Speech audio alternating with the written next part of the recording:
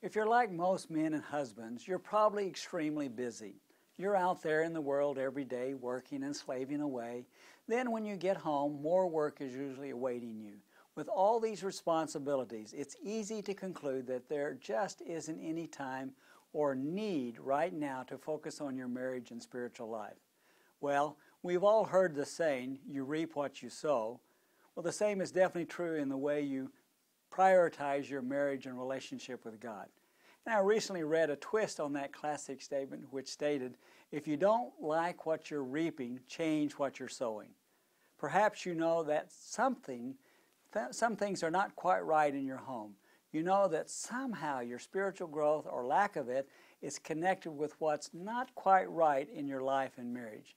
Well, friend, for the first years of my marriage, I was sowing selfishness and personal gratification. I was living a life of personal ambition. Thankfully, God got hold of my heart and my priorities. In my book, A Husband After God's Own Heart, I've been nearly 40 years in the making as a husband, because that's how long I've been developing as that husband. And now I have put pen to paper in response to the many questions that have come my way, asking me to address the most important area of a married man's life. In A Husband After God's Own Heart, I will help you become a better husband, develop a set of priorities for your family, learn to be a better communicator, work better as a team, develop a deeper relationship with your wife, and have more fun with your family.